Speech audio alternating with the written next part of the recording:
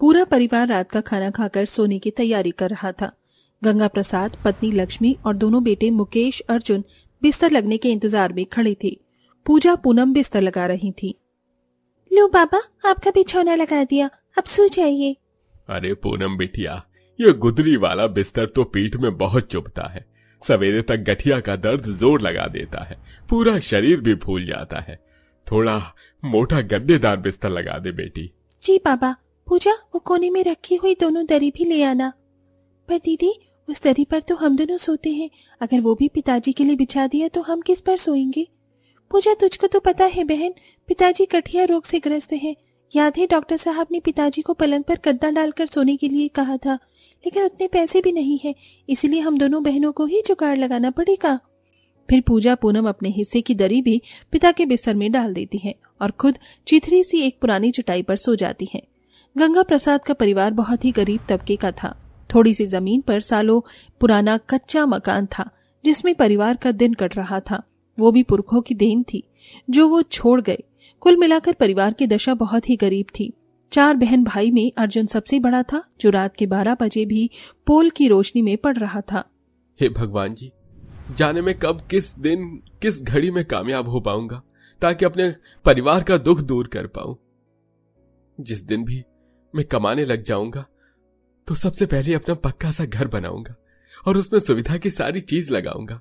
AC, fridge, अलमारी और खास करके सबसे पहले पलंग ले आऊंगा। ऐसा बोलते हुए अर्जुन इमोशनल हो जाता है। तभी रात के 12 बजे एक महंगी चमचमाती काली कार उसके दरवाजे के बाहर आती है और आरोही धीरे से बोलती है, अर्जुन कम ऑन। आरोही, तुम यहाँ इतनी रात को क्या कर रही हो? उफ़ बुद्धू, कितने अनरोमांटिक हो तुम। इतनी रात में इतनी ब्यूटीफुल लड़की तुम्हारे पास आई है और तुम हो कि इशारा भी नहीं समझती। फटाफट से कार के अंदर आओ। अर्जुन आरोही के साथ कार में बैठ जाता है। उतनी रात में दोनों एक महंगे रेस्टोरेंट में आकर आइसक्रीम खाते हैं। टेस्टी है ना? हाँ, बहुत ज्यादा। वो एक्चुअली ना अर्जुन, वो एकदम से मुझे आइसक्रीम खाने की क्रेविंग होने लगी थी, तो मैंने सोचा नाइट आउट भी हो जाएगा और अपनी लविंग वुड बी हबी डबी के साथ मैं थोड़ा टाइम स्पेंड कर लूंगी। वैसे तुमने क्या सोचा है? डैडी से बात करने कब आ रही हो? किस बारे में? बुद्धू, हमारी शादी के बारे में। शादी की बात सुनते ही अर्जुन मायूसी से बोलता है, देखो आरोही, तुम मेरे साथ खुश नहीं रह पाओगी। तुम इतने बड़े बंगले में रहती हो, इतनी महंगी महंगी गाड़ियों में घूमती हो, महंगे पलंग पर सोती होगी। मैं तो क्या, मेरी 7 पुश्तें भी तुम्हारे पिता की दौलत की बराबरी नहीं कर पाएंगे। बेहतर होगा कि तुम अपने लिए कोई अमीरजादा लड़का ढूंढकर अपना घर बसा लो। ये सुन के आरोही रोते हुए बोलती है, अर्जुन, तुम मेरा हाथ नहीं थामना चाहती तो ठीक है, लेकिन मेरा एक फैसला सुन लो। मैं जिंदगी भर किसी और से शादी नहीं करूंगी, कुंवारी बैठी रहूंगी तुम्हारे इंतजार में। आरोही प्लीज रो मत, मैं तुम्हारी आंखों में आंसू नहीं देख सकता। मैं तुम्हारे पिताजी से बात करूंगा। इसके बाद दोनों अपने अपने घर लौट आते हैं तो देव सिंघानिया एक महंगे से मेज पर डिनर कर रहे थे और कई सारे नौकर सर झुकाए खड़े थे। तभी आरोही अपने पिता को देखकर पीछे से गले लगते हुए कहती है, डैडी, आप कब आए? कैसी रही आपकी बिजनेस ट्रिप? बहुत अच्छी रही बेटा, लेकिन इस बार मैं तुम्हारे लिए खास तोहफा लेकर आया हूँ। आप मेरे लिए तोहफा लाए हैं? वो क्या है? मैंने तुम्हारा रिश्ता पक्का कर दिया है। मेरे एक NRI बिजनेस पार्टनर है, पूरी फैमिली यूरोप में सेटल है। तुम वहां बेहद खुश रहोगी। देखना अंजना जी, मैं अपनी इकलौती बेटी की शादी ऐसे धूमधाम से करूंगा कि सारा जमाना बरसों तक याद रखेगा। और खास करके मेरा ख्वाब है कि आरोही की शादी में मैं उसे सोने का पलंग दहेज में दूंगा। जहाँ एक तरफ पिता देव के मन में हजारों अरमान थे, तो वहीं अपनी शादी की खबर से आरोही काफी ज्यादा दुखी थी। आरोही, क्या बात है बेटा, तुम खुश नहीं हुई? नहीं तो पापा, मैं तो खुश, बहुत ज्यादा खुश हूँ।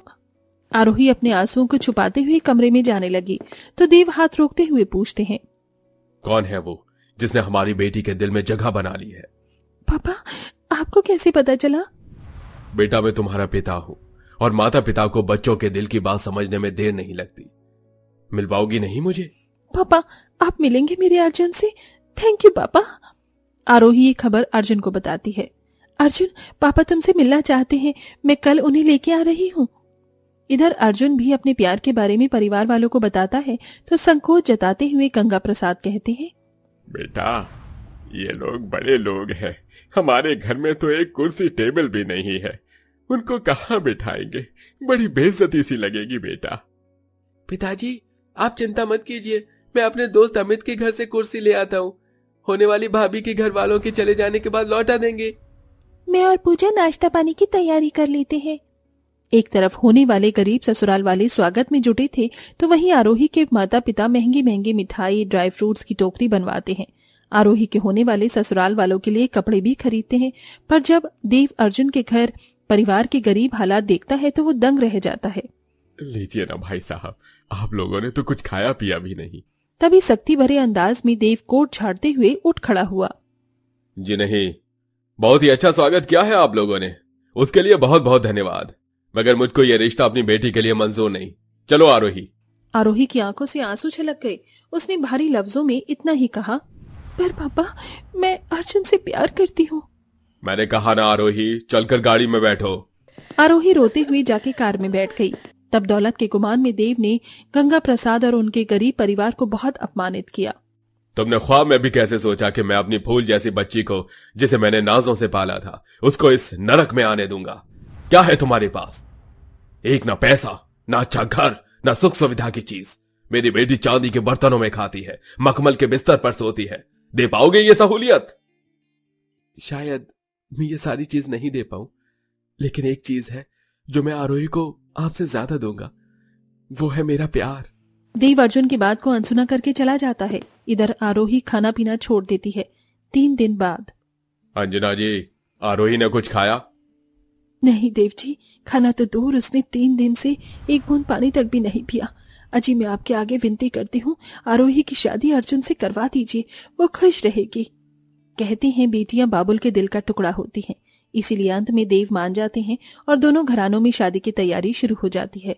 जहां देव अपनी बेटी की शादी में देने के लिए खरीद सोने का पलंग बनवाते हैं, तो वहीं गरीब ससुराल वाले अपने आने वाली बहू के लिए पलंग खरीदने में पाई पाई जोड़ रहे थे। 1-1 रुपया जोड़कर भी 10,000 का भी इंतजाम नहीं हो पाया कि हम बहू के लिए छोटा मोटा पलंग लगा देते।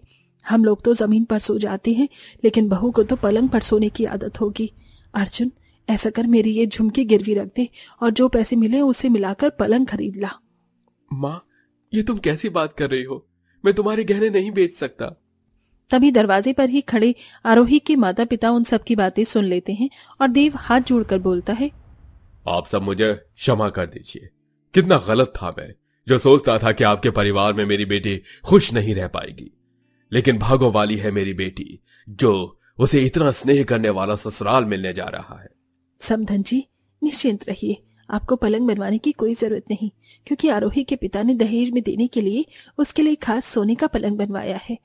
सोने की पलंग की बात सुनते ही गरीब ससुराल वालों के होश उड़ जाते हैं।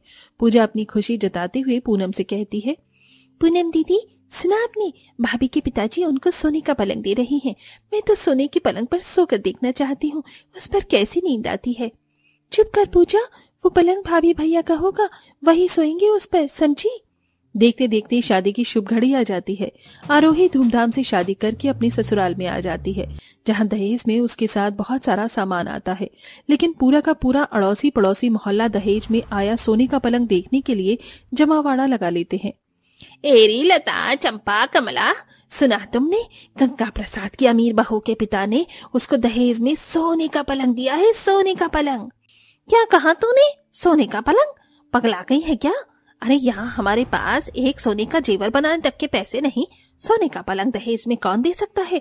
चल जरा देख कर आते हैं। सभी औरतें उनकी झोपड़ी में आती हैं, जहाँ लेबर वाले सोने का पलंग अंदर लाकर लगा देते हैं। पलंग किसी सोने के खरे जेवर की तरह चमचमा रहा था, जिसे देख कमला गरीब ससुराल वालों से जलन करते हुए बोली, अरे वाह रे वाह लक्ष्मी, तेरे बेटे ने तो क्या सोने के अंडे देने वाली मुर्गी फंसाई है। देखो तो इसके पिता ने दहेज में सीधा सोने का पलंग ही दे दिया। बहनों, अब तो सारी जिंदगी ये लोग इस पलंग का सोना बेच बेच कर बैठ कर खाएंगे। कमला की लगाई तोहमत से गरीब ससुराल वालों के दिल को बहुत ठेस पहुंचती है और उसकी आंखों में आंसू आ जाते हैं। तो आरोही करारा जवाब देती है, आंटी जी, आपको किसने हक दिया मेरे देवता समान ससुराल वालों को ये सब कहने का? कृपया करके आप चले जाइए। उनके जाते ही लक्ष्मी रोते हुए बोलती है, बहू तुम ये सोने का पलंग अपने पिता को वापस लौटा दो, वरना लोग जाने क्या क्या बोलेंगे। माँ जी, ये दुनिया कभी किसी की खुशी देखकर खुश हुई है क्या जो आज होगी? मगर ये सोने का पलंग मेरे डैडी ने बड़े दिल से दिया है, लेकिन अगर इसके मेरे ससुराल में रहने से आप सभी के स्वाभिमान को ठेस पहुंचती है तो मैं लौटा देती हूँ। नहीं आरोही, तुम्हें ऐसा करने की कोई जरूरत नहीं है। ये तुम्हारे पिता का तोहफा है तो हम इसे रखेंगे। ये सुनकर आरोही बेहद खुशियों से भर जाती है।